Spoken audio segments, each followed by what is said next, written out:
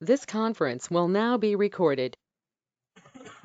Good evening and welcome to the Alpena City Council meeting of December 5th, 2022. Call the order, please. Mayor Pro Tem Johnson. Here. Councilmember Mitchell. Here. Councilmember Nowak. Here. Councilmember Walchuk. Here. And Mayor Waligora. Here. Please rise for the pledge. Pledge allegiance To the flag of the United States of America and to the republic for which it stands, one nation, under God, indivisible, with liberty and justice for all.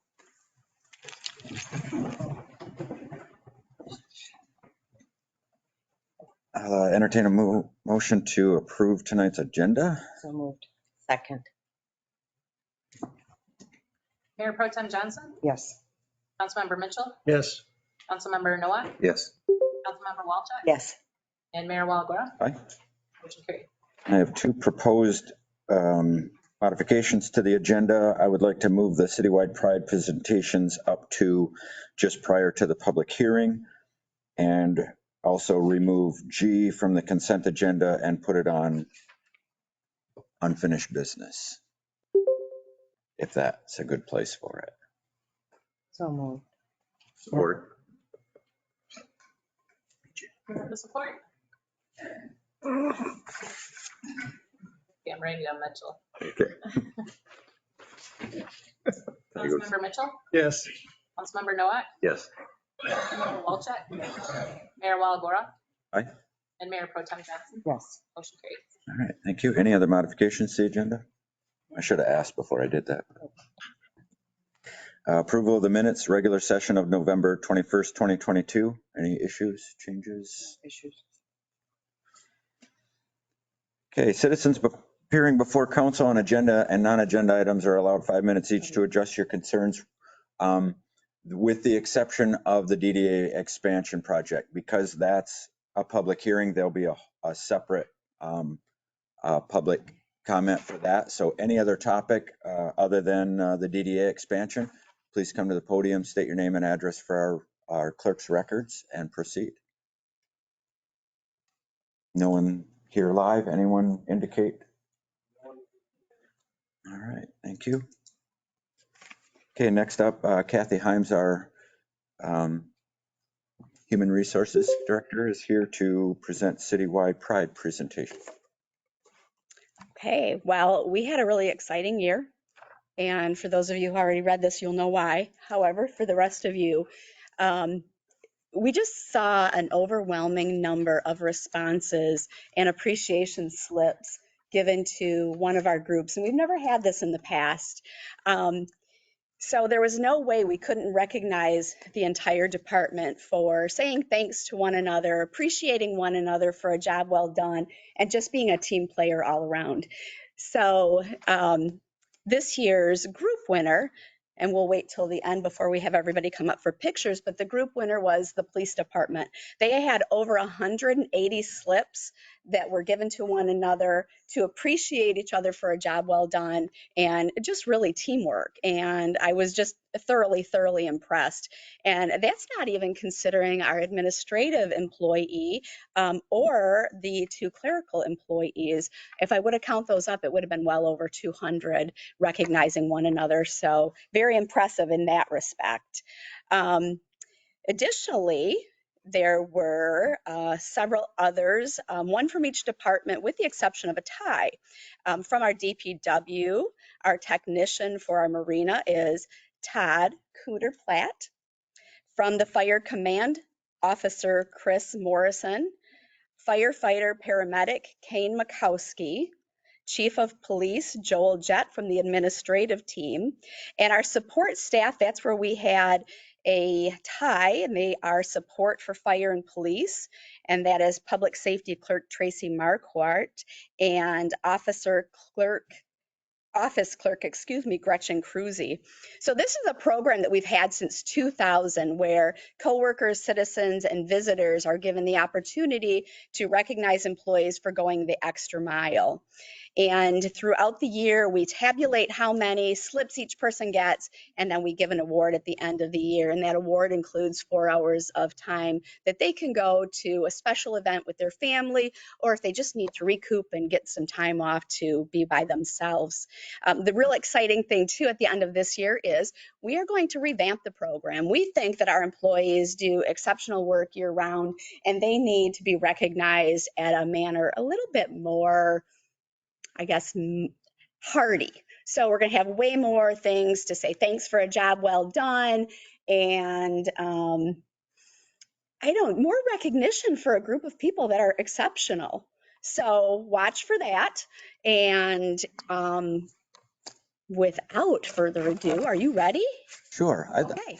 Just really quick, what caught my eye when I was going over these is that Cooter Platt is, I think the newest member of the DPW staff. And so to be recognized by the community and their peers in such a short period of time that he's been with us, I think is really says a lot for what he does over there, and certainly the rest of the staff that was awarded as well. And Kane Mikowski is a new paramedic. And Kane as well. So he's been with us as an EMT, and he is now a new paramedic. So super excited to see him being recognized for all the work that he's done as well, but they all deserve it. So if we want to have the police come up first, there's several in attendance.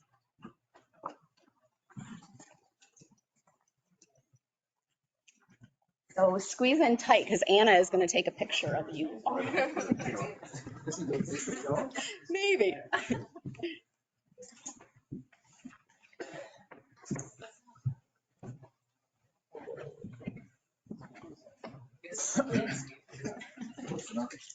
Probably not. No, I'm stuck way up in front of myself. That is, I can see how Bill does it. You got everybody? And just to recognize these guys individual, our Chief of Police, Joel Jett, JT Valley is one of our patrol officers, Eric Camp Lieutenant, Casey Stutzman is a patrol officer, Terry Curtis is a patrol officer, Hunter Penny, a patrol officer, Kobe Harriman, patrol officer, and Sergeant Lincoln Shushak. Thank you for coming. And there's several.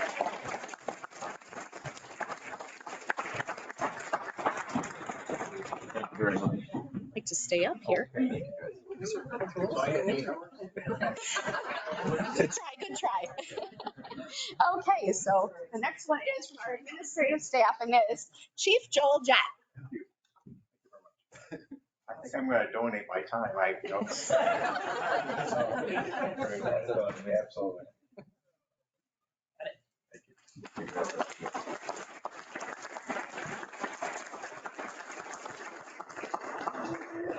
Are Gretchen or Tracy here? Am I missing? I'm looking over. Okay, got it. So our two support staff members from the clerical unit are not here. The next one would be Kane Mikowski.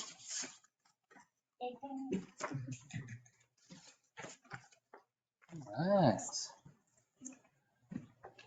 Thank you very much. Congratulations. Thank you.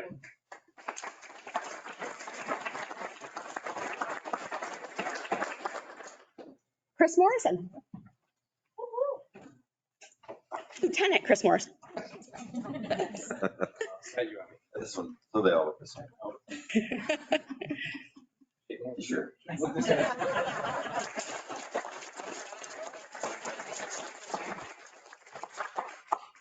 And last for tonight is Magic peppers on.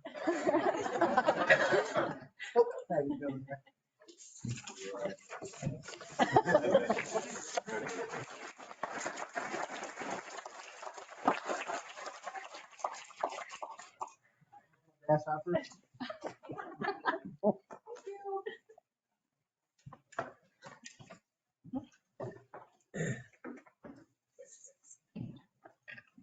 All right, next up on the agenda is the public hearing for the Downtown Development Authority boundary expansion. So I'll open the public hearing, and we'll start off with a report from Ann Gentry, the Executive Director of the DDA.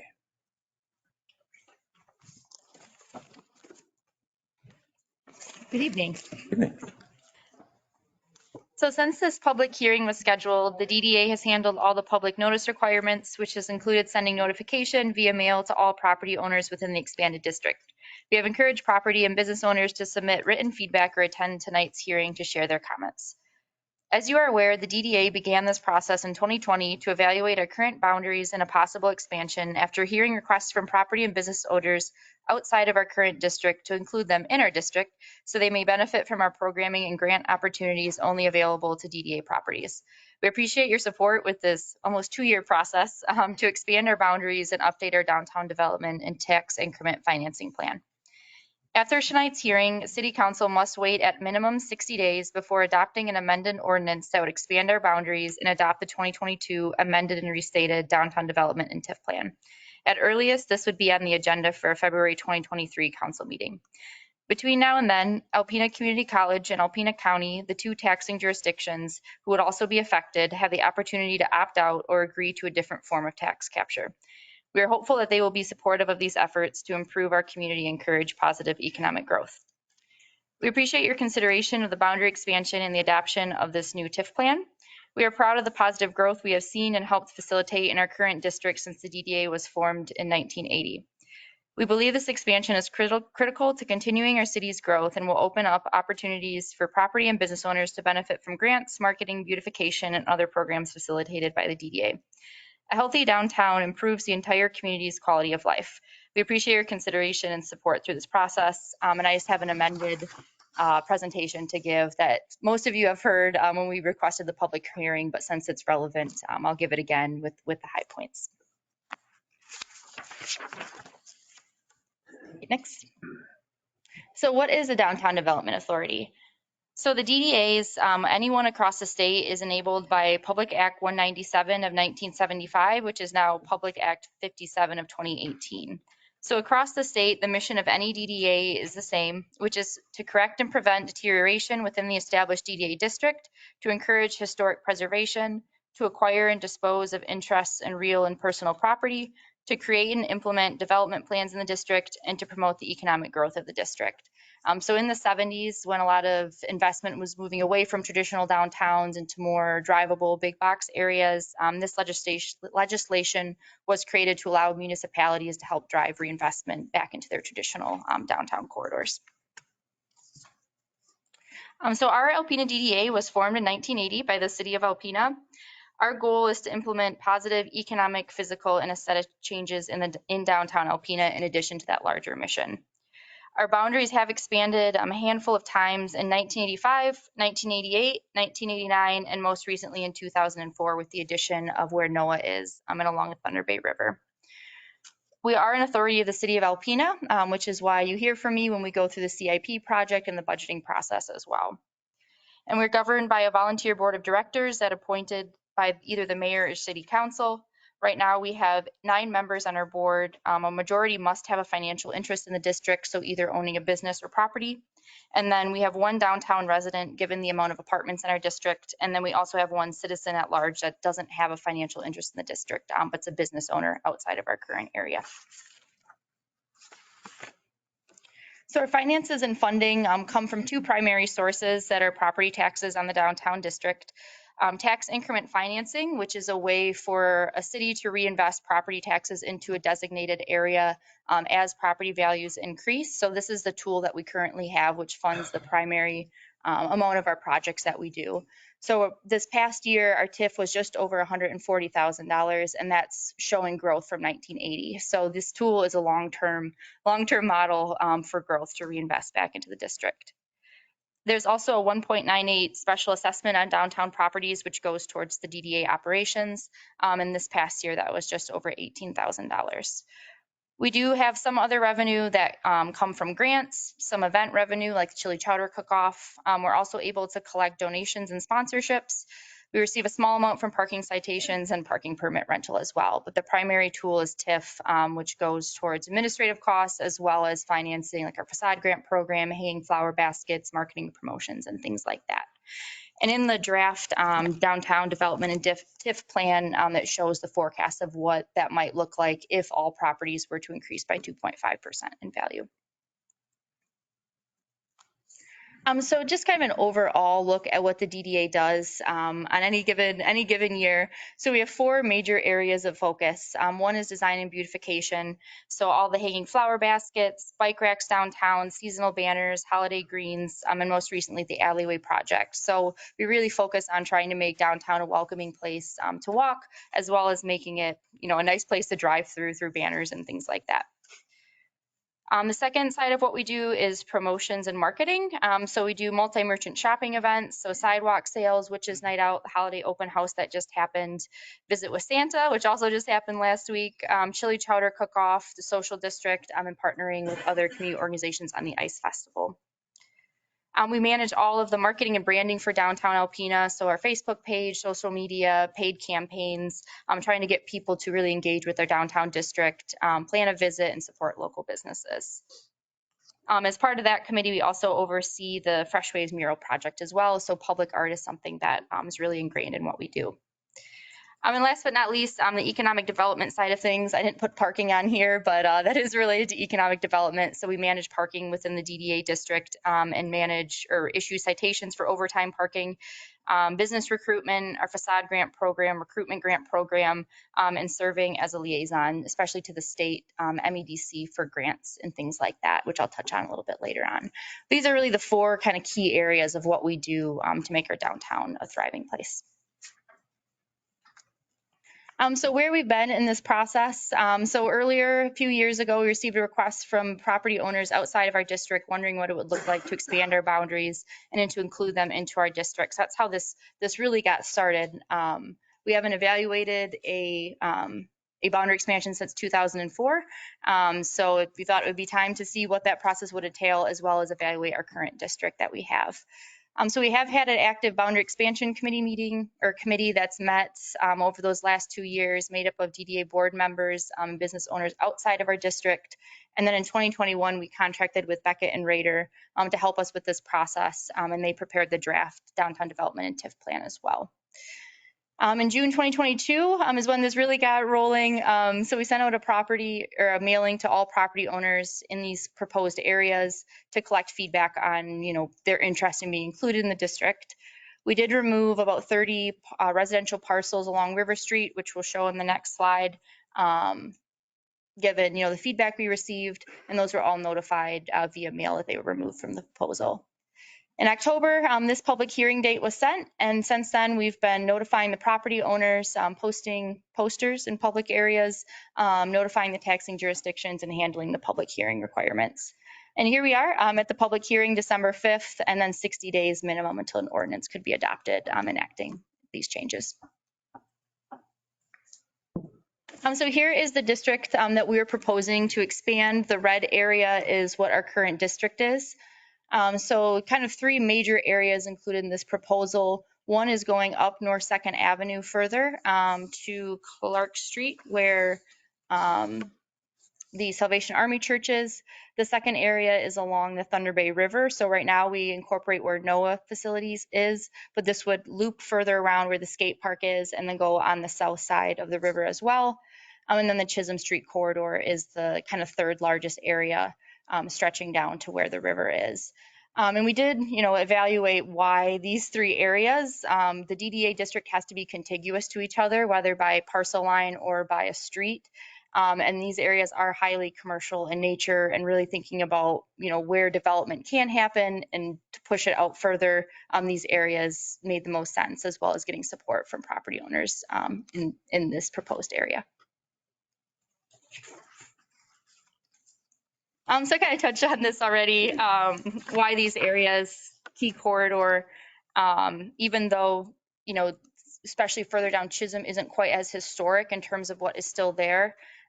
Development is in our title as well. So we see this across the state, as there are traditional areas like our current district that are underneath the DDA, but these key corridors as well that maybe be a little less historic, but are contiguous and commercial in nature.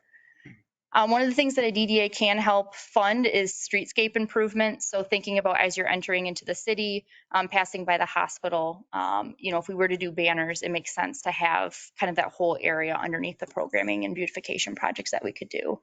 And just really thinking about, which areas could really benefit from access to grants, beautification projects. I just see these areas as having so much potential with some of these, key concentrated areas of development. So hopefully some of these business and property owners have shared their feedback or will be sharing your feedback, but we have seen that there is quite a bit of support to be included in this area.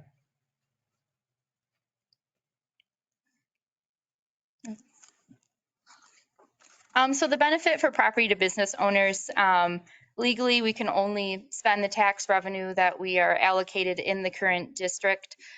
So having access to some of our programs like the facade improvement grant and retail recruitment grant. So the DDA has a lot of infrastructure that we've built up in terms of programming and grants over the last 40 years since we've been around, going from a part-time staff person to 3 full-time people. So properties would be able to access our facade improvement grant, retail recruitment grant, as well as some of the other effects that we've seen from our current district, whether increased property value or demand for commercial and residential units. I mean, people like to be around and support where things are happening. So having a concentrated effort towards more events, more engaging marketing, things like that really does pay off on the economic side as well. Beautification initiatives, like I mentioned, hanging flower baskets, holiday decorations, some of the, the tax revenue that we're able to collect can get reinvested in some of those beautification projects as well. Redevelopment liquor licenses as well can be accessed within a DDA district, and it's based on investment into those areas. So that's something right now is currently open to our current district, but could be expanded. And last but not least, some of our marketing and events, whether it's applying for a mural as part of Fresh Waves or just participating in some of our cooperative marketing that we're able to do through social media or print and radio about the downtown district. One of the large aspects of this is grant opportunities as well. So many grants available through the Michigan Economic Development Corporation are only available to properties within a designated DDA district. So right now, if you're not in the district, the MEDC won't entertain an application for a lot of these programs. So like the CRP program, which is what Dry Dock used, now Red Brick, programs like that do an all-inclusive renovation, mixed use, commercial on the bottom, apartments up top. These are really, really important to have these projects get off the ground and be able to be financially viable. So this is a really big key component that right now aren't available to properties outside of our area, but with this expansion, they would be as well. And in the last few years, I've taken a much more active role in grant writing for projects and improvements. So leveraging, funding that we have, but also a staff time to help, whether it's through the Match on Main program or other beautification projects like Fresh Waves, we would be able to, use my time and efforts towards these other areas as well. And then just some of the numbers, I think, tell a compelling story of, the effect that these grants have in our communities. So in the last 10 years, $3.8 million has been from the MEDC towards building renovation or business launch, which has leveraged nearly $11 million just over the last 10 years. And a lot of our property owners that have used these tools will attest that without this funding, these projects just cannot happen because of the high cost of renovation. DDA facade grant, so this comes from the DDA fund currently. So we've awarded $61,000 in the last 5 years. So this is a program that properties would have access to in the future. And then we're close to $100,000 just in what I've written to support business expansion as well. So what our vision really is leveraging the infrastructure the DDA has already into these future areas as well. So just thinking about, if this boundary expansion goes through and the new development plan and TIF plan is approved, some things that, we would like to see or would take time to invest in short term is getting committee and board involvement from stakeholders in the new district to really help shape what they want to see and what we've done in our current district, but how that might be able to transfer. Outreach about grant opportunities would happen pretty quickly as well. Lamppost banners is, I think, a pretty quick win to update those to make those look continuous to what's in our current district, as well as access to our mural project facade grant program and marketing efforts as well.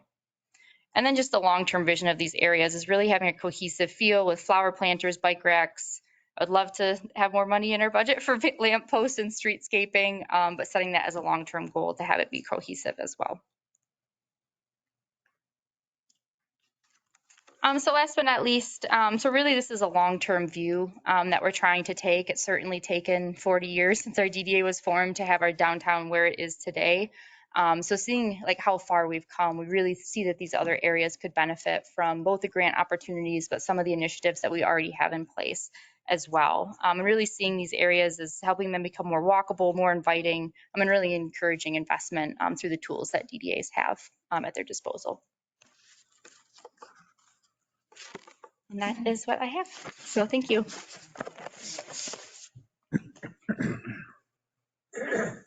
All right, next I'll open it up to public comment. And so if you'd like to make public comment on the DDA expansion project, please come to the podium, state your name and address for our clerk's records and proceed.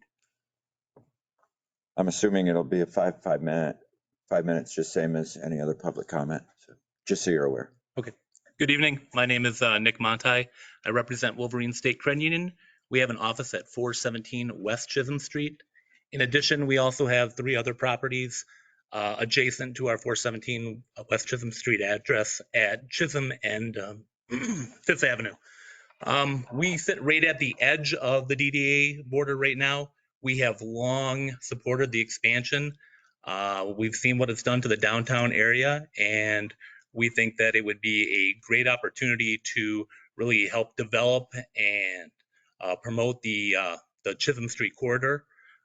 So my credit union, my organization, we strongly support the expansion of the DDA. Thank you.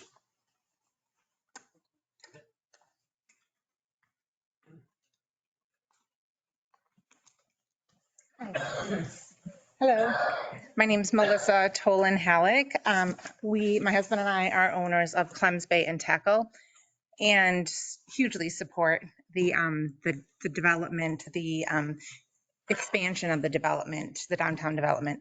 We have always been community partners, and we participate in a lot of the events already, but it would just really help us in taking it to the next step. We have a huge part of about half of our building that's not being utilized right now. And it would help out a lot as far as making it a more user friendly. We have a great piece of property on the river, and people have come to us with interest in developing some of that other part of the building. And then we have some plans also. So we've had our feelers out there, and I just think it makes sense with NOAA, the river. We love, and that whole corridor to the college, it just is a nice little area right there, and it seems to make a lot of sense. So whatever we can do to make that happen, we would love to see that. Thanks. Thank you.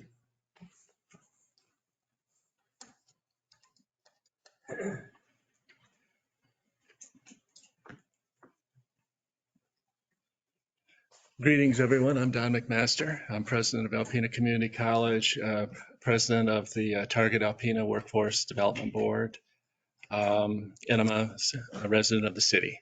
So I think Ann laid the case out very well, and there's nothing I can really add that would enhance that. I'm very supportive of what this expansion, the intention behind it, and the long-range vision, what it could mean, particularly on the Chisholm corridor. You know, we see on Johnson Street the development that's happened there with the hospital and Missy Hinkson's place and the museum, the college, Besser Company, Austin Brothers, Boys and Girls Club. All of that is a strength and an investment, and in a downtown area as well. So in between, we see pockets of that becoming a real boulevard of prosperity for Alpena. And I'm supportive of the vision that, particularly the part about chasing grant dollars. That is such an important piece in economic development, and does it well. And so we support it. I support it. Thank you. Thank you.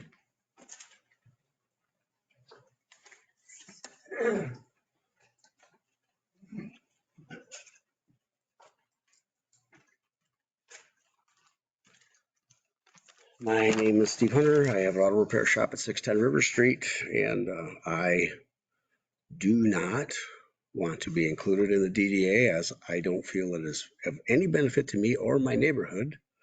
The expansion down Chisholm Street, totally believable and probably necessary, but to include my area and the few people that are going to be taxed, and it's not the tax that is the problem, it's the far-reaching repercussions that the DDA can have and may or may not have, but can have. Condemnation of property is one of them.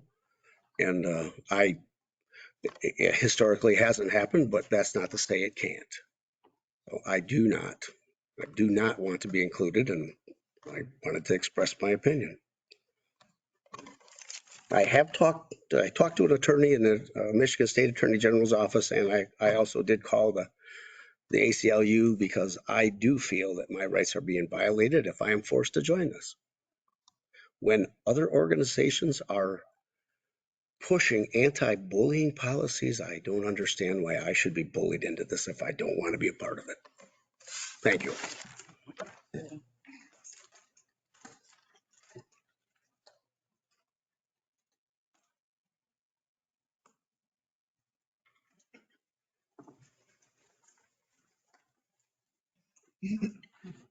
I'm Mark Straley. I'm president of R. Scott Associates. We're located on the river, nicely tucked in among all of the government properties. We're the only private piece of property along that area.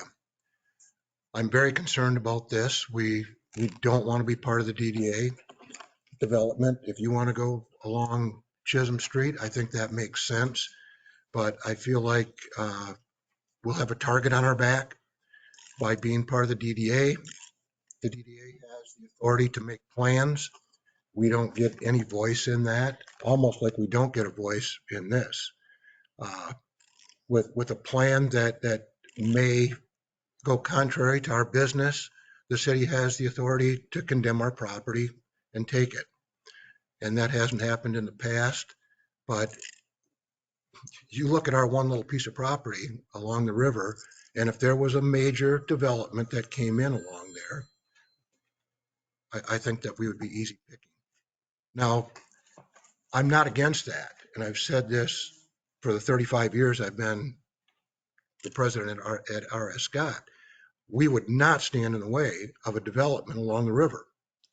We just want to be treated as a piece of private property, not a piece of property that can be condemned and moved aside for the ease of a project. Just be fair with us. That's all that we want. And to be part of the major development along the river, we'd like to be part of that. We're okay with it, but move us out as a private entity. Don't suck us in and eliminate us. And that's what I see would happen.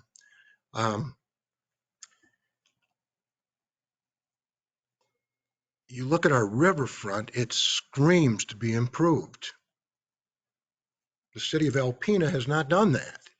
Historically, there have been bad decisions along that river.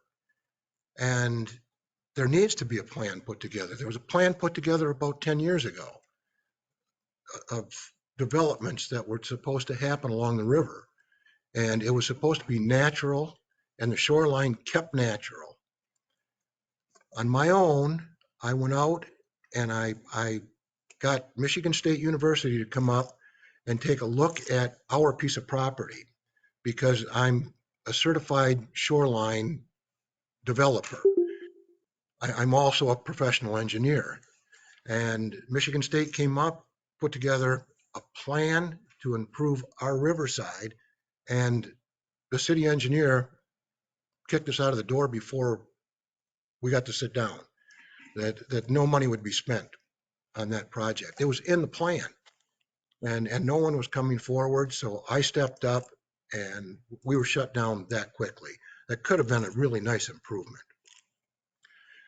Part of the DDA's responsibility is to make the community more walkable. We already have a sidewalk in our front yard. We also have a non-motorized path in our backyard along the river. a tree fell over the top of that path some years ago. The city took the position that it was up to us to remove it. Part of the negotiations that went on when that path was put in was that the shoreline was going to be stabilized. That didn't happen.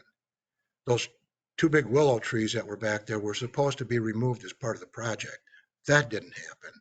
When the sidewalk went in, the roots of our shade tree, our ash shade tree in the backyard were killed, and the tree died in a fashion that I'm quite familiar with. When you pave over one side of tree roots, the opposite side of the tree dies. And the city made us cut the tree down and take care of it. Now, we've made our backyard inviting. We've put a bench and a picnic table back there. We invite the public to come in. We must have the only dumpster along that path also, because every single dog walker stops and deposits their pickup from behind their dog in our dumpster. It's okay, but being the only piece of private property along there, the Housing Commission, by federal statute, does not allow smoking inside their building or on their premise. So everybody comes down to our yard and they smoke. And we get to pick up the cigarette butts in the spring. Again, we're just good neighbors. We don't like it, but we do it. We try to keep our property up. We try to invite the public to come in and use it where it's reasonable. And what we foresee happening here is that somebody's going to come in. They're going to want to take the property along the river and make a nice development there. I hope and pray that they do. But we want to be treated as a private entity. We don't want to be part of a condemnation process. And if that happens, I would expect that the city would follow the Uniform Relocation Assistance and Real Estate Property Acquisition Policy that goes along with uniform condemnation of public properties. It's a federal statute. It would hold us harmless. It would move us to a new location. You have an additional 30 seconds.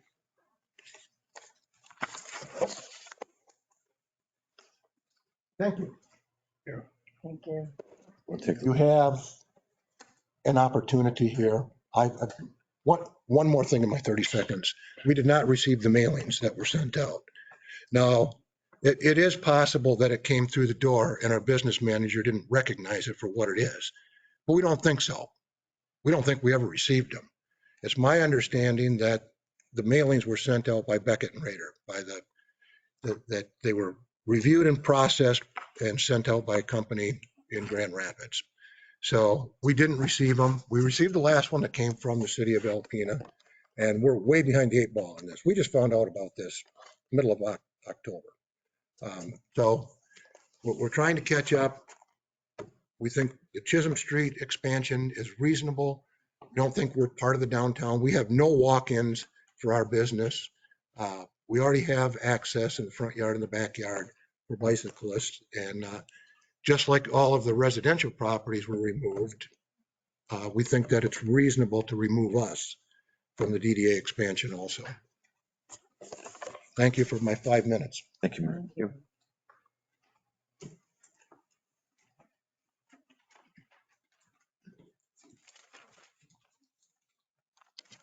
Angie Skiba, 635 River.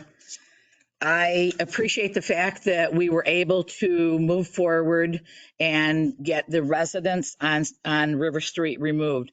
River Street is not part of downtown. We are interested in being removed from that, from Alpena Civic Theater down to 9th Street. If you respect your residents, 2 business owners, please remove them off the list.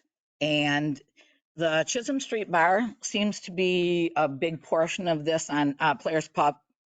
They are interested in getting, but the Chisholm Street can be the connection for them to get it. None of this is necessary to keep this on anybody on River Street. And we're down to 2 people who are adamantly opposed, as well as the neighbors.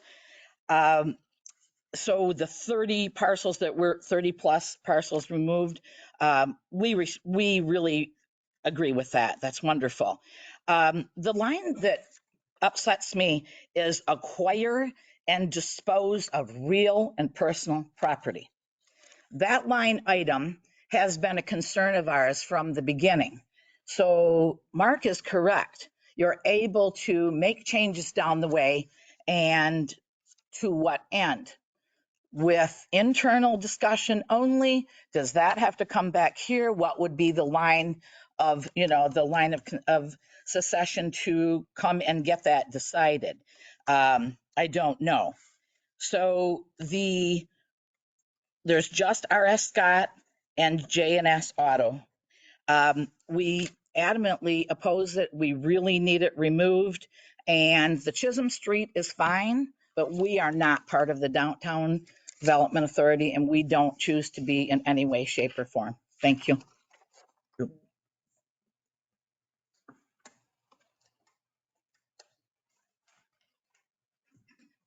Anyone else? I have a comment. I'm gonna take, hold on just 1 minute. Oh, okay. I've got another couple of live audience, and then I'll shift to you. Go ahead. Brian Peterson, 1102 Ford. I'm in favor of the expansion of the DDA. I raise concern of the spirit of what the DDA is, and at what point is it the DDA's responsibility for the beautification and upkeep of some of these corridors and becomes the city's.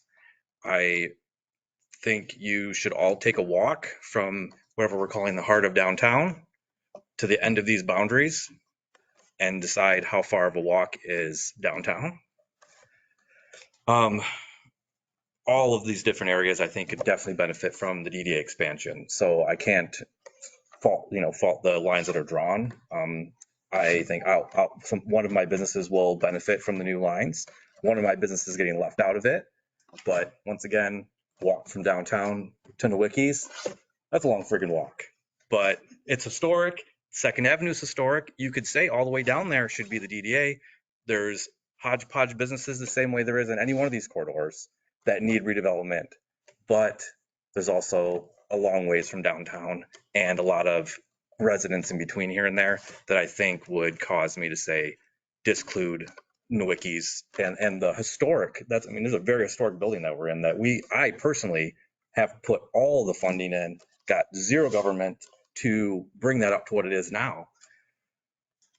So for me to say, yeah, include it would be easy because I definitely could use the money. It'd be awesome and we could do a ton with it. But I don't think that's fair to all the in between there. I would say like where Anne has said, like right there by the Salvation Army, that's about where in my brain I think the downtown ends. So that is fair. Well, once again, to wrap this up, what I'm saying is when we're doing these boundaries, I think it is important to make it's a walking downtown. We have an awesome downtown. I think we've done tons with Anne. I'm supportive of the DDA. I just don't think that they should own the whole city. So that's all I got. Thanks. Thank you, Brian. Any other guests that are in the room?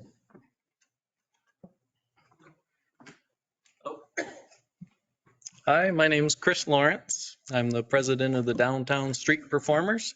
So we're a 501c3 nonprofit that I started upon moving back to Alpena from Grand Rapids. And I saw the effect that a nonprofit like the Street Performers could have on downtown. I worked in Holland, Michigan as a street performer. Then when I moved up here, I saw our sleepy downtowns on Friday nights. So I had the idea to inspire people to come out, walk around, check out our restaurants, and just enjoy family-friendly atmosphere in downtown. So I met with Anne and she supported us from day one. We receive close to $10,000 a year from various grant funding. So other people also agree in what we're doing. And if you're ever downtown from 6 to 8 in the summer, you'll see a nice bustling downtown. So I support the DDA and all they do for our current downtown. As far as the expansion, I think we could expand the program even further. If we do have more downtown parks or more downtown areas available, we could expand the program and get more people walking around downtown. I'm also the owner of Eagle Supply, and I recently purchased the former Habitat site directly kitty corner from my current business. We're currently in the old Midway supermarket building next to Michigan Works, and that is the cutoff from the DDA. So I am currently in it, and I recognize the benefits of being there. Now I would like to build and relocate 100 feet across the street, and now I'm no longer in the district. So that's my concern. I definitely favor the expansion, at least to that parcel. And then working with Bruce Dietz, we hope to develop it into a very exciting downtown development with apartments and hopefully 5 new businesses that can move in with us across the street. So I'm in favor of the expansion. Thank you for your time. Thank you.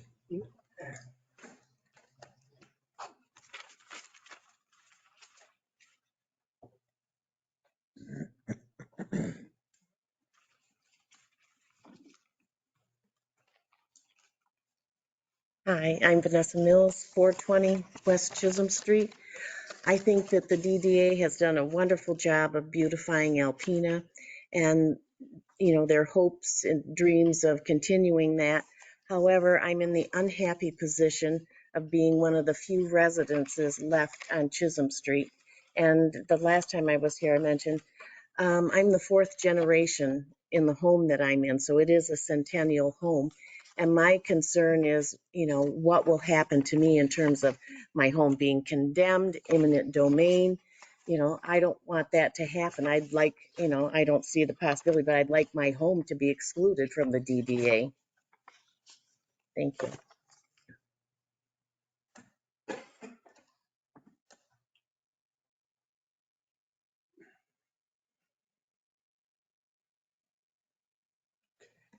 Anyone else in the room? Okay, we'll go to our virtual guests. We have one at least. Let's see. Is that my turn? Yes. Hi, I'm Selena. I have the 700 North 2nd Ave property, and I am very excited and hope to be part of it. Thank you. Thank you. Anyone else on there indicate? Okay. All right. Well, thank you all very much. We all appreciate your comments and your concerns. I'm going to close the public comment portion. Any written comments received by the clerk's office? We did receive an email and a letter that are both in favor of the expansion. Okay. And they're on record for anyone that may want to read them later. I know I received them both, right? Mm-hmm. Everyone on council received them both.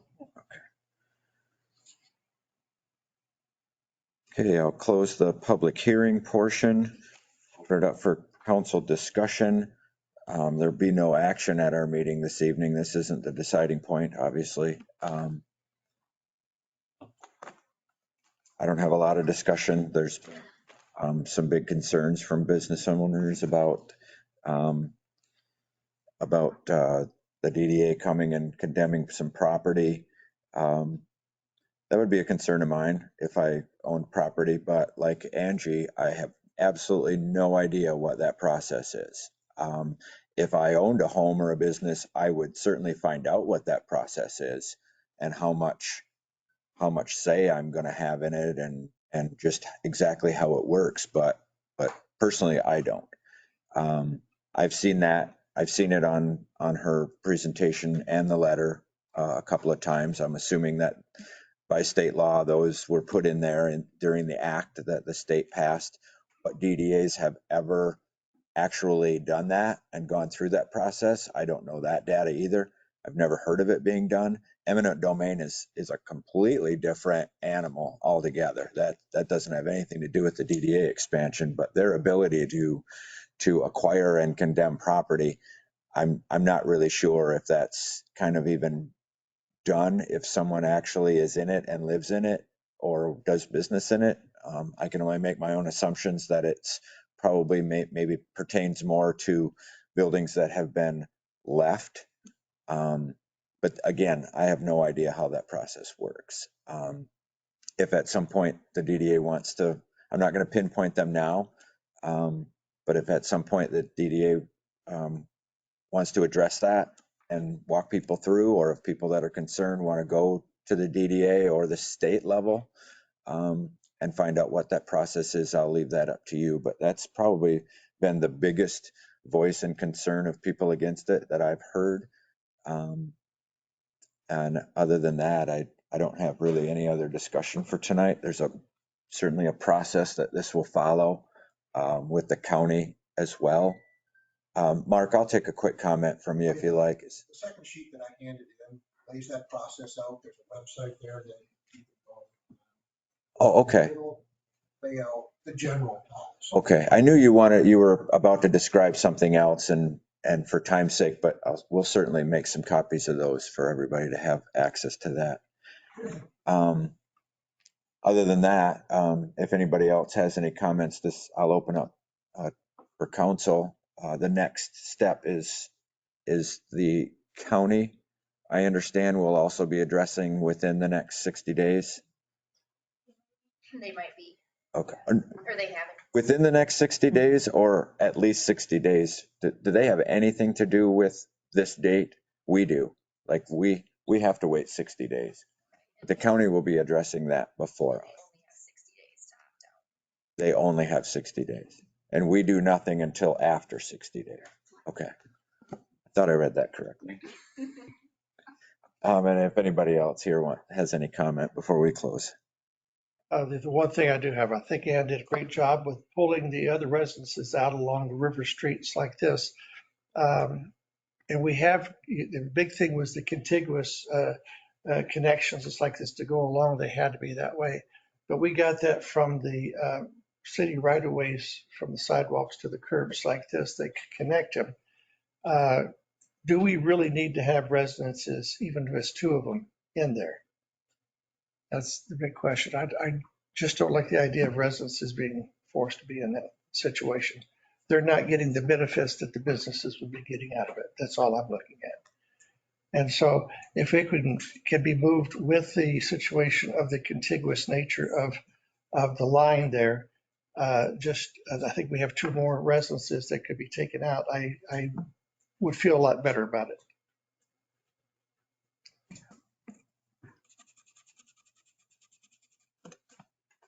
Go ahead. Okay. I would like you to see if we can pull those people out that don't want to be in it, if that's possible. Outside of that, I'm for it. I hope that all the other taxing jurisdictions are as well.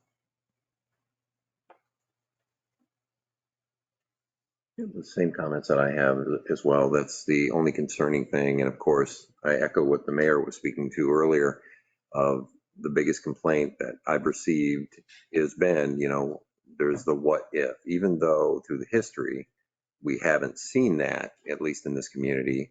And I couldn't find anything that showed me that there was common practice in other DDA associations, because I don't believe it was, but I can understand why it's there for condemned properties in bigger cities and so on, where DDAs are that have been abandoned mostly, and someone has to take ownership of it, be it the city, be it the DDA. But I too echo Mayor Pro Tem's comments on the two properties that don't want to be involved in it. I'd like to research that a little bit more about, can we pull those properties out? Other than that, I've worked in the city for a very long time, and I was here when the downtown was not well developed. And I can tell you that if you look at community-based economic development, we have got a strong core. And when I grew up, it was never Second Avenue, was never the downtown. The downtown started as soon as you hit the river on Chisholm Street. That was the downtown. You were in the downtown area. So I favor the expansion. I think that this is good. I've seen the good that it's done. I've seen the improvements. I've seen businesses who want to be back in the downtown area. And I've really seen the whole community just kind of flock to this area again as we build back up. So I too am in favor of this with those concerns. Sure. I'm in favor of those who want to opt out to have that right. to opt out. And I don't know if that means, for example, Steve, your business is, is it contiguous? Does it create part of that criterion? That I'm not sure, Ann, maybe you can answer that. If his business is right there, is there a way to just like curve around it? Yeah, I think there would be. Yes, so I'm in favor of the expansion, I have to say. Okay. So with that, we'll close the council discussion and as well as closing the public hearing. And It's weird. I was just making sure Bill wasn't going to tell me I'm still doing. There's no answer for us to take. The only comment I was going to make, just so there's some general understanding of what the city has done in the past, the only one that I can recall where the city actually filed a condemnation action was for the small piece of property at the corner of 11th and Chisholm. Muffler Man. And that did end up in a lawsuit because there wasn't a price agreed on by the city and the property owner. And it did go through that process, and then there was a settlement reached. So the city did pay Muffler Man agreed upon amount to take that little chunk of the corner there to make for the truck route to make it easier for the out of there. But other than that, I don't recall any other property in the city being condemned at any point in time. And when you do condemn property, you have to pay just compensation. Mm-hmm. That's ultimately determined by the court if the parties aren't able to agree on what they believe is just compensation. Like I said, I don't remember what that amount was, but it was a relatively small piece of property, but it was certainly a valuable piece of property from the city's perspective. It was a valuable piece of property from the owner's perspective. So business owners certainly, they've got value in their property, and if it gets taken by the government, they want just compensation. And I would want it too. Mm-hmm. I'm on Second Avenue, so somebody wanted to take my property there, especially you fine folks here. That's an emotional thing. It's a difficult thing. So I certainly understand why we've got property owners that would say, hey, can you get me out of here somehow? I think those are legitimate concerns. Okay. Thank you, Bill. I would like to know what happens next then. If we don't take any action tonight, the next step is.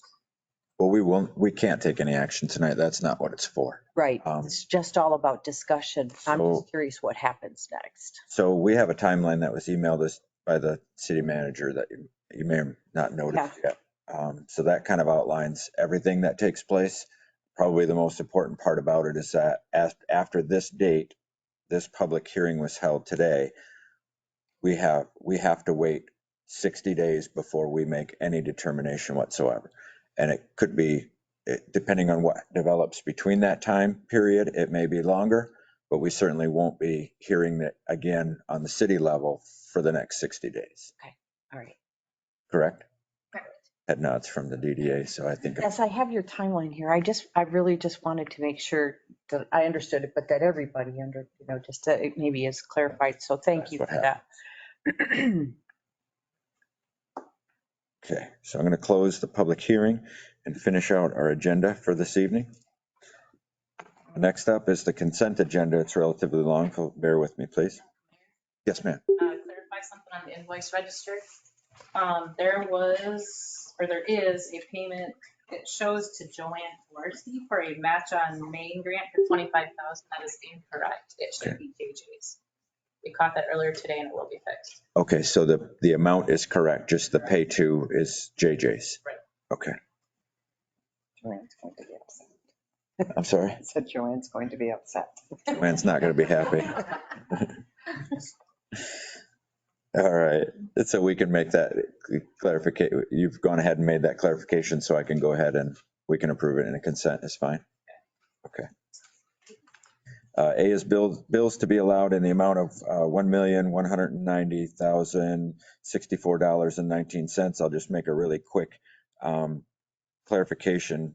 other than the JJs, is that that's pretty significant for us on a monthly basis. So anybody that's a little concerned that we topped $1 million, it's because of our contribution to the retirement fund. Oh, yes.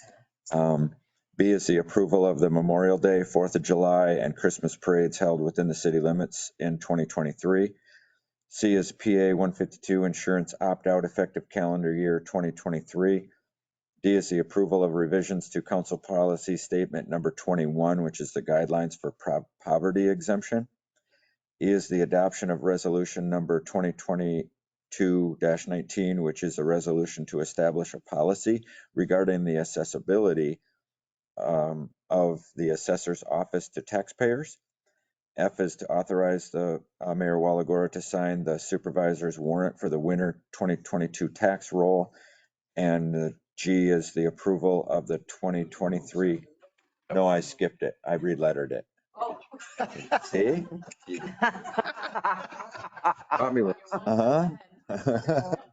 Well, I can't go from F to H. That's very true, and I apologize for the. No, that's all right, because you usually catch me doing enough other stuff. So the new G is the approval of the 2023 council meeting schedule. I move we approve the consent agenda as presented. Second. Where's Mitchell?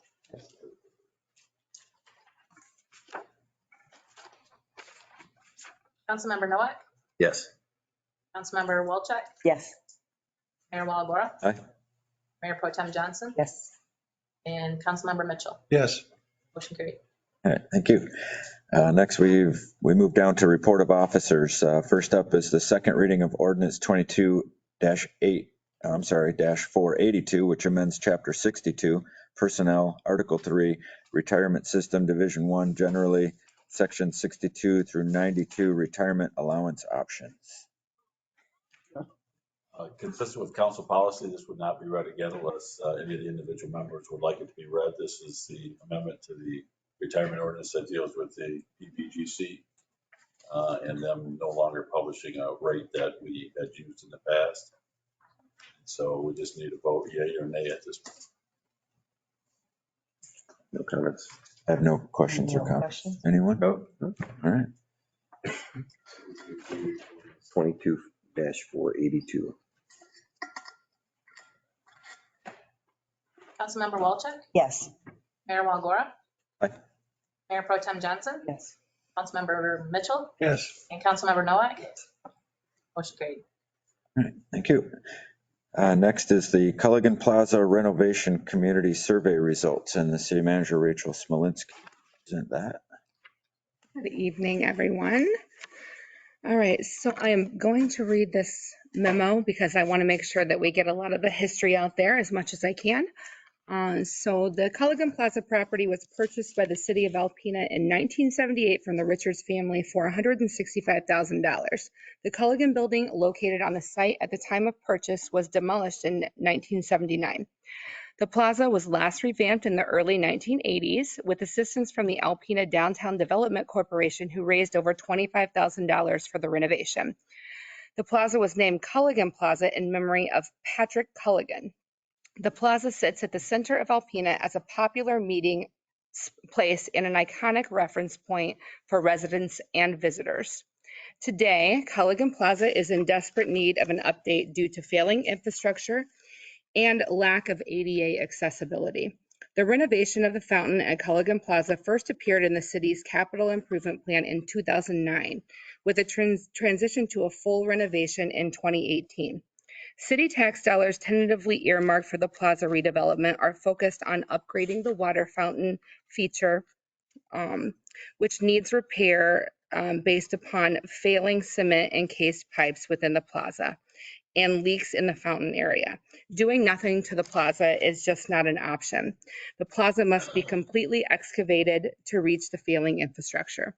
While other city parks need their share of attention, Culligan Plaza is a priority for this reason. It is about as close to a town square as Alpena has, and it's a fitting context for an issue of public interest and civic concern.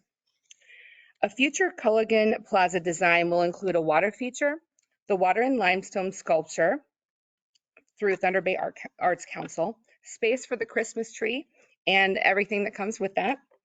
ADA accessibility and enhanced safety features. Although we know the basic elements that should be included in the renovation, the city launched a community survey on September 12th of this year to gather more public feedback. The survey was closed on October 22nd with 1,737 responders. So with that volume of feedback, which we were very happy to get, we needed a little more time to evaluate the results. I contacted a colleague of mine who does these surveys and a lot of the analysis, Kathleen Summerfield, PhD of CS Research and Consulting LLC. She's online and will give you results here in just a second. Past public feedback, along with the feedback gathered through this survey and subsequent public meetings, will be utilized to shape future concepts and desired elements to be included in the new design for Culligan Plaza. So with that, I'll introduce you to Kathleen Summerfield online, and she is going to review the full survey results. Oh, Kathleen, I think we need to unmute you. There we go. Okay. All right. Thank you, Rachel, and thank you all for having me. I'm happy to review the results of the survey with you. I think I need to try and expand this a little bit so I can see it. So as Rachel mentioned, there was a tremendous amount of feedback, which really speaks volumes for your community interest in this project and your efforts in getting a survey out there. So I commend you on that. And are you able to roll this on your side? Yes, we can. Oh, okay. Just let us know when you need the next slide. Okay, first slide. So yeah, the survey had tremendous feedback, 737 respondents, as you can see. And the first question just simply asked about the age of the respondents. And you can see here that you have a really nice bell curve, and you don't always see this with something that goes out with the public without any quotas on age ranges, but you have a nice representation. You can see the largest group here is in the 25 to 44-year-old age range, followed by the 45 to 64. And I need to blow it up a little bit. Yeah, no, so not a lot under 18, but 157 in the 18 to 24-year-old age group. And you can see here what I've done is I've pulled in the slides that were generated that show you the frequencies and the percentages when we had a closed-ended item. So again, I feel as if this is a good representation of the age ranges. People really jumped in there and gave their feedback. Okay, next slide, please. So the first question asked, how have you used Culligan Plaza in the past? And so this was a check all that apply. So folks that were responding could have picked all of these. They could pick one. Anything that really jumped out as a way that they've used the plaza in the past. So the options that were presented were visiting Santa or the Christmas tree, a community event or a gathering, or enjoying a music performance at the plaza, eating breakfast, a lunch, or a dinner, enjoying ice cream, enjoying a drink in the social district, simply going down to the space to work or to meet with friends, relaxing or reflection or passing through. And then there was another category. And you can see that the largest category of folks indicated that they used the plaza in the past to visit the Christmas tree or to visit Santa. And the next largest group was to participate in a community event or some sort of gathering or a music performance. And another thing I'd like to point out is these aren't mutually exclusive necessarily. So there may be some overlap in these categories, but you get the real sense for how people have used the plaza. I will share that in that other category, the comment that was made most frequently about how people had used it was to take their family pictures.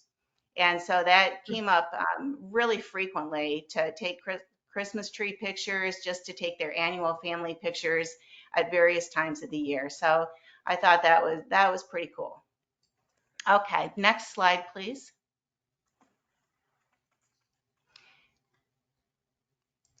So this next question says, specifically asks what features or amenities should be integrated into a new design for Culligan Plaza.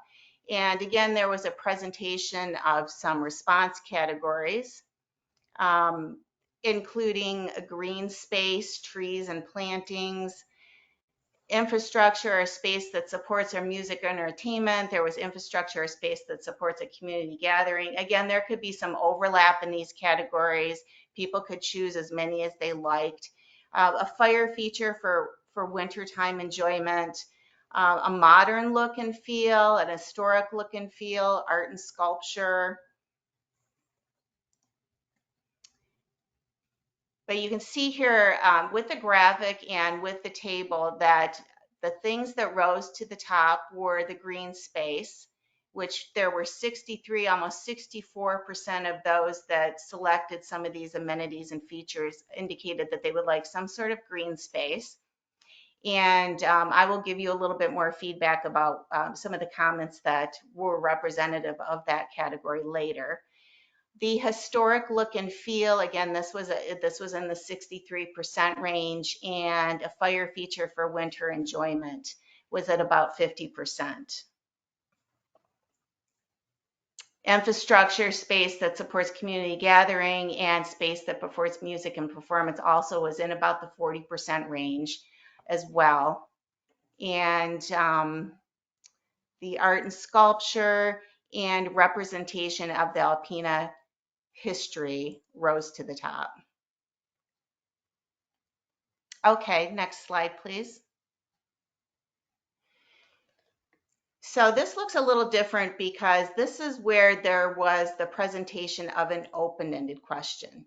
And there was a lot of feedback here. 992 people took the time to actually write out comments. Some of the comments were rather lengthy, some were short and to the point. But when Rachel contacted me, the conversation we had is that she didn't want to lose any of this data. So what we did is went through all of these comments, 992 comments, and really sifted through them and pulled out the things that they were talking about that they wanted to see in the plaza. So some of the things that rose to the top were the categories that we saw early on that were rolled out, such as the green spaces, the historic look and the feel, the Alpena history. Some things, however, were sort of new. We didn't have categories for them, so we created categories and started coding some of these comments. So we took what was really some qualitative data, a lot of comments, and quantified it to get a chart like this so you could get a feel for how those comments played out. So you see here that there were 147 specific comments indicating that one thing that they'd like in the future design would be some seating and picnic tables. Another thing that pulled forward from an earlier variable was the green space. So 117 folks specifically indicated some sort of green space in their comments. The Christmas tree, Santa house rose to the top. The historic look and feel, features and installations that represent Alpena history, 64 people specifically commented to that effect. Infrastructure, a space that supports music and entertainment, a central water feature or focus. And really what this comment captures is that people were indicating that they wanted to see a fountain or a water feature really be the main focus of the plaza. A fire feature for winter enjoyment, which was a variable in one of the past questions. Restrooms came up. The fishing area in the Brown Trout Festival, you see that the numbers are getting smaller here. 11 people commented on that. 10 people commented on parking, a waterfall feature, and 4 people indicated they would like to see an ice skating rink. So again, this was an effort to go in and take the volume of comments that you received and capture it quantitatively so that you could look at how it played out number-wise. So the next thing that I did, if you'd like to move on to the next slide, please, is pulled several comments that represented some of those most frequently noted features and amenities that people would like to see. So in regards to seating and picnic tables, there was a variety of comments of different types of seating that people would like. They would like some covered seating for one, pavilion seating to be protected from the weather, to be protected from the rain and the sun, some shaded seating, places where people could use Wi-Fi, charging stations for laptops and phones came up quite frequently. Some limestone seating, something that would represent the beauty of the area. Both private and group seating also came up. Some places where you could meet potentially and have a little work meeting or some privacy and a lunch, or you could meet with a little bit larger group.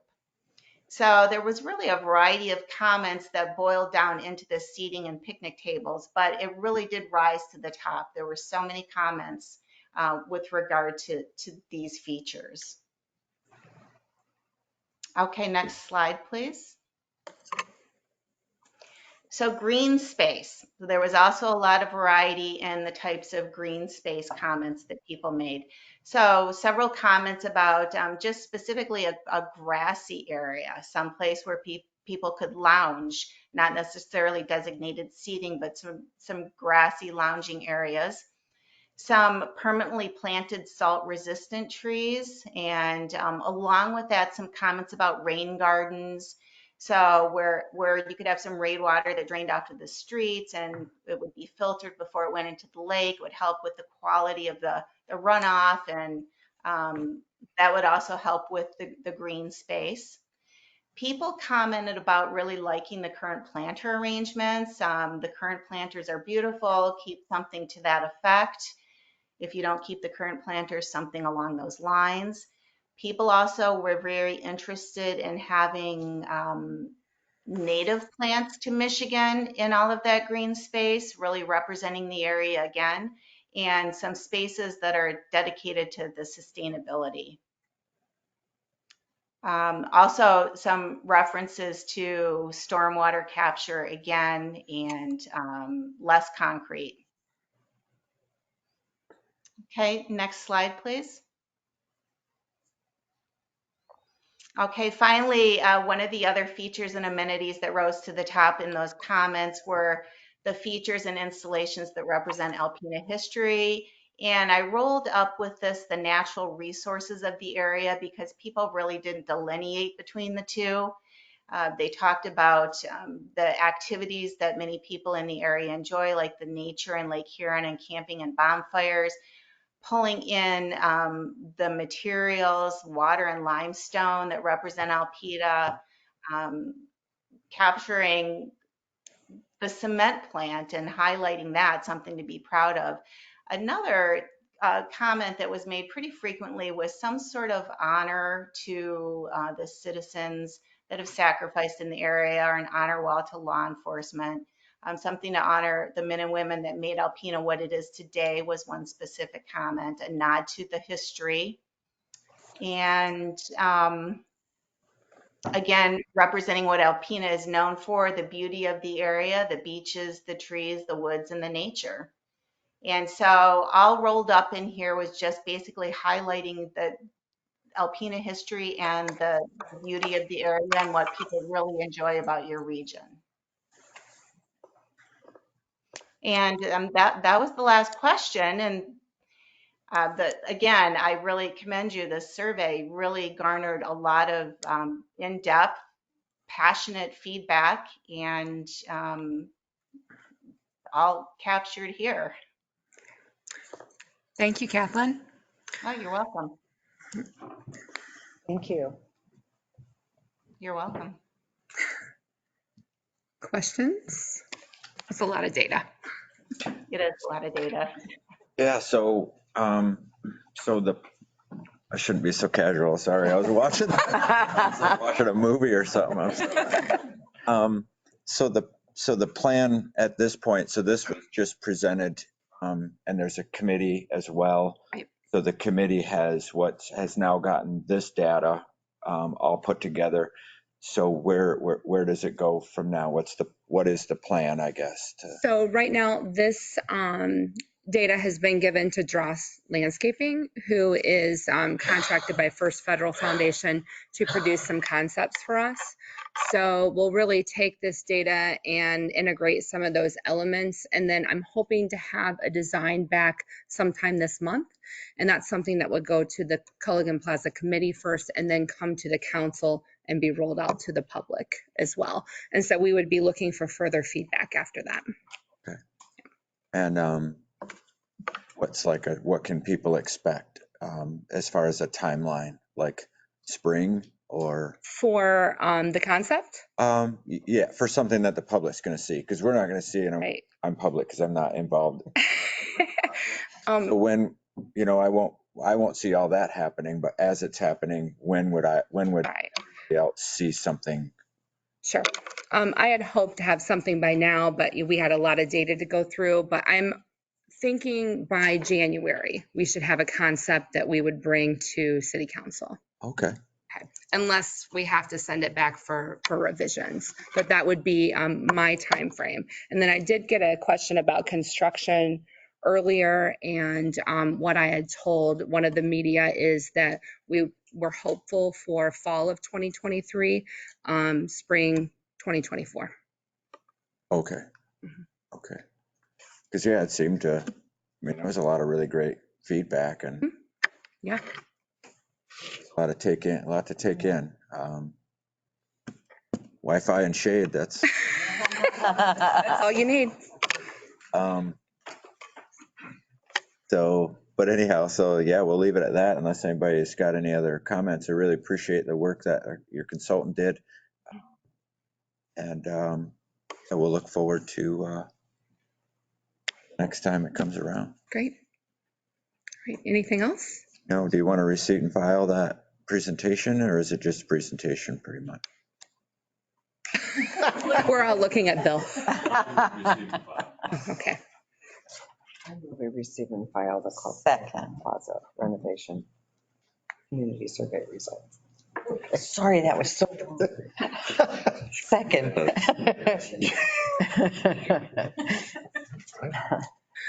Mayor Waligora? Aye. Mayor Pro Tem Johnson? Yes. Councilmember Mitchell? Yes. Councilmember Nowak? Yes. Councilmember Walchuk? Yes. Motion carries. Okay. And I just wanted to say thank you to all the citizens and everyone that provided feedback. The committee was, really, I think it'll make the project even stronger. Yeah. Thanks, Kathleen. Thank you. Thank you. Thank you. All right, next up is Government Finance Officers Association Certificate of Achievement. Ooh, yes. So, all right. So earlier this month, we received notification that our annual comprehensive financial report for the fiscal year ended June 30, 2021 qualified for the GFOA, which is the Government Finance Officers Association Certificate of Achievement for Excellence in Financial Reporting. The Certificate of Achievement is the highest form of recognition in governmental accounting and financial reporting, and its attainment represents a significant accomplishment by a government and its management. So with that, I have a certificate for Anna. Oh, and by the way, this is the 28th consecutive year for the award. So here. And Anna's Mayor, I'll have you come up and give the certificate as well.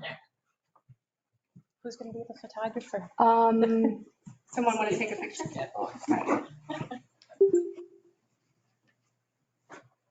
Guy with a really nice tie.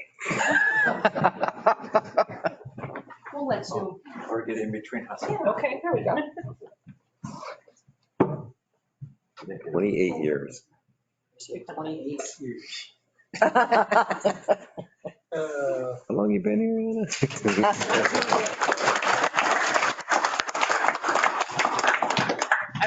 Thank you. I actually a little bit worried that I was going to break the 28-year streak because it was awarded a little bit later than what it normally is. But I do want to thank my staff. This is not just a reflection of me. This is the whole department. It's a joint effort from all of us. And especially Leland Bruning, my deputy, she puts in so much time on keeping the books accurate, does a phenomenal job, and especially the auditors, they do an amazing job too. So we wouldn't be able to get this without any of them and their hard work. Thank you. Awesome. Thank you.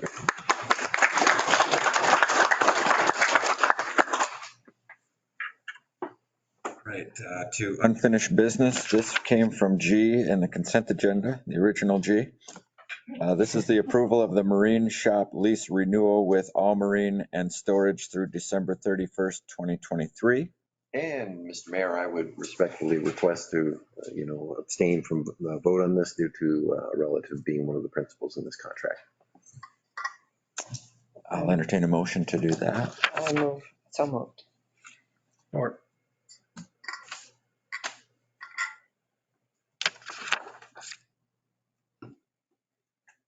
Bill, I get confused with this part. Does Mike get to vote or not? Mike does not get to vote. I'm abstaining from that vote as well. I voted to kick myself out. Okay, Mayor Pro Tem Johnson? Yes. Councilmember Mitchell? Yes. Councilmember Walchuk? Yes. And Mayor Waligora? Aye. Motion carried. All right, and I don't think Shannon Smolinski, the harbor master, expected to be here, so I'll read the presentation that she had in our public comment. Steve's here. Oh, he doesn't have I have it right in front of me. Any questions can be directed to Steve. There you go. That works. In February 2022, the city entered into a lease agreement with All Marine and Storage for the Marina shop of at the Alpena Marina. The current lease is set to expire on December 31st, 2022, and does allow for the renewal of this lease for 5 additional one-year periods if both parties agree upon unit prices. This year, All Marine was successful in their location and provided great service to boaters in need. Both parties are in agreement to extend the lease for the current rate of $450 for rent and $75 for utilities. Upon my review, it is my recommendation as harbor master to renew the lease with All Marine and Storage for their first optional renewal through December 31st, 2023. And I don't have any issues with that at all. They get, All Marine and their staff get a lot of accolades from boaters and of all kinds. So I think they're running a tight ship, if you will. So if anybody has any other I'd like concerns. to comment on that bad joke. You can't comment at all. I know. Voted you out. So this is, I'll entertain a motion to renew the agreement if there's no issues I'll with it. make a motion. We renew the Marina shop lease renewal with All Marine and Storage through December 31st of 2023. Second.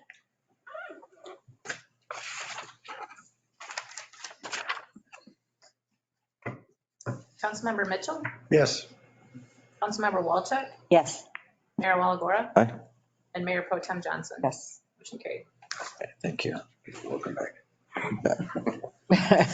All right, new business. We have 2 of them. First up is dumpster service contract renewal, and the city engineer, Steve Schultz, here. This is way better than Culligan Plaza and awards and whatever. Dumpster. I was so excited. In November of 19, the city entered into a 3-year contract with L&N Disposal, who has since been sold to GFL Environmental, to provide the necessary dumpsters, emptying of trash cans, and the supply of liners. The current contract is set to expire on December 31st of 2022, but does allow for the renewal of this contract for one additional one-year period if both parties agree upon unit prices. For price comparison, you can see the table there. We did make a call and talk. I didn't question, of course, because it was lower, I didn't question the per cubic yard price, but I can only assume it's because of volume, because of the volume they're dealing with as the bigger company in the area. And then the price per can, that does include a liner. And what happened is the resin, which is what trash bags are made from, skyrocketed. And you're also seeing the $250 is, cost from 3 years ago, when the bid was done. So but $4 seems right in the ballpark because $250 was very inexpensive. I actually double checked with GFL when they first came on board to make sure that they would honor the $250 price at that time. And of course they did. But now with the opportunity to increase the price, they did because it's more where it should be now, I think. So upon review of the proposed renewal prices, it's my recommendation to city engineer to renew the contract with GFL Environmental for dumpster services at the requested unit prices for the 1 year period ending December 31st, 2023. The only question I have is, can you just remind myself, the council, and the public which cans actually they take responsibility? Yeah, these cans, because of the frequency in which they're emptied, is downtown cans typically. The in-park cans our staff does, DPW staff does, but these, because of the frequency, is just in the downtown area. All the trash cans there. Everything on Second Avenue, I'm assuming. That. Right. Because of some of that, yeah. All right, thank you. I don't have any questions.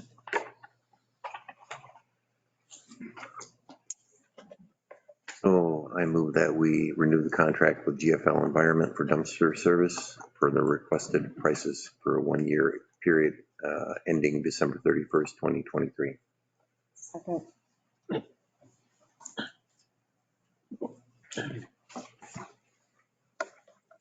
Councilmember Nowak, Yes. Councilmember Walczak, Yes. Mayor Waligora, Aye.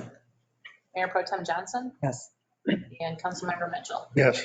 Motion carried. Thank you. And next up, Michigan Spark Grant application. In October 2022, the Michigan Department of Natural Resources opened the application request for the 2022 Michigan Spark Grant. This is a new program establishing $65 million to fund outdoor recreational facilities and opportunities for residents and visitors. Funding was earmarked for this purpose as part of the Building Michigan Back Together plan. The grants can range between $100,000 to $1 million and require no match. However, the communities may submit for projects in excess of this amount as long as they provide documentation of secured matching fund sources. This round of applications will be the first of 3 applications available for this funding, with round 1 applications being due December 19th. Since the city is allowed to submit multiple applications as long as we establish what our priority of the projects are, we are requesting approval to submit 2 projects, one of which we are in cooperation with community partnerships. Applications are prioritized by the city below. Riverside Skate Park renovations. After the closure of the existing skate park until repairs could be made, several members of the community approached the city with a desire to assist in repairs and the desire to upgrade the skate park. The newly formed Friends Group would like to see a new expanded concrete park installed within the city. This was always the desire for the original park. However, the cost prohibited a concrete park from being a realistic option, and the existing wood structure was eventually decided upon. This was brought to the rec board, which they approved of, and the tentative plan at this point would be to take the existing wood ramps and move them to a location near Mishikiwas in that area. Similar area, like we talked about maybe having a bicycle pump track at Mishikiwas. Maybe this would be the alternative to that. That's a little up in the area as far as location goes, but that would be the idea, that then that would avail that location to building a concrete park. And just, we were kind of going crazy trying to look for some numbers on it, and we settled around the $55 a square foot. And the park that we have designed right now from back in the day was a 16,000 foot park. And so that makes it about $880,000, which seems like a lot of money, but it's quite the park. It's quite a bit different than a wood park. It's large enough to handle quite a few different types of skaters and such, but bikes it can handle, whereas this one is not supposed to have bikes on it. But it can handle bikes, rollerblades, skateboards, and all of that. And it's got quite a support going for it right now in the community. I've got quite a few people that are interested, and they're interested in fundraising opportunities and things like that. But the Spark grant came about, and it's something I think we should chase after. And if we can get it, fantastic. It just puts it a little bit further up, a little closer to now instead of 6 years into the future. So The other project we'd like to apply for is the Besser Museum Planet Walk. I see that, yeah, I had a little, missed my E there. So you guys heard about this project previously, and it was approved by last year by municipal council. The Planet Walk would start near the Besser Museum, the home of the only planetarium in northern Lower Michigan, with the sun and parallel the Alpena bike path for over 3 miles. There would be an attractive sign explaining each planet scaled to the correct size and distance with a real solar system. The Besser Museum would be responsible for creating the signs and implementing the project, working closely with city staff. And we would apply for the $100,000, which would cover all expenses for the signage and installation. And I don't know, can you throw the map of that up? I think we had that from before, but this project was approved by council and they were not successful in getting some of the grants that they needed. So it's still out there. They want to do it. Okay, that's the skate park. Oh yeah. We're losing a little bit of roads and stuff there, but you can kind of see it. It follows the bike path along the river, all the way through to SciTech Park. So kind of an interesting concept, and we've seen some of the pictures before, and it should be neat. I hope we can end up building it. So it's therefore my recommendation as city engineer that council take the following actions and allow staff to submit the following applications in pursuit of the MDNR Spark funding. So there's 2 approvals there for those resolutions, 2022-20 and 22-21. So I move that we want to make sure. Unless there's any questions. I guess that's the thing, to cap it all off, I mentioned before, but there's no match with this. So it's just, we're not spending any money. We just want to submit for the grant, and fantastic to get done. This area then? Yep. Oh, it is. Oh, okay. Yeah. Anybody got any other questions for Steve before we move or take action? No questions here.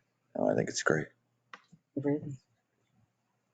Go ahead, Carol. Sorry. Okay, if I may want to make sure I say this correctly, but I move that we accept the city engineer's plan to. If you just want to right there, those last 2 lines, just make a motion. Yep. Do one at a time. All right. Yeah. I didn't wear my glasses. Cindy, can I ask you to do it? We approve the attached resolution number 2022-20 for the Riverside Skate Park improvements. Second. Okay. By golly. You don't need your glasses. Just think of, well, you did. Better have the second. Councilmember Walchuk? Yes. Mayor Waligora? Aye. Mayor Pro Tem Johnson? Yes. Councilmember Mitchell? Yes. And Councilmember Nowak? Yes. Motion carried. I move that we approve resolution 2022-21 for the Besser Museum Planet Walk. Second.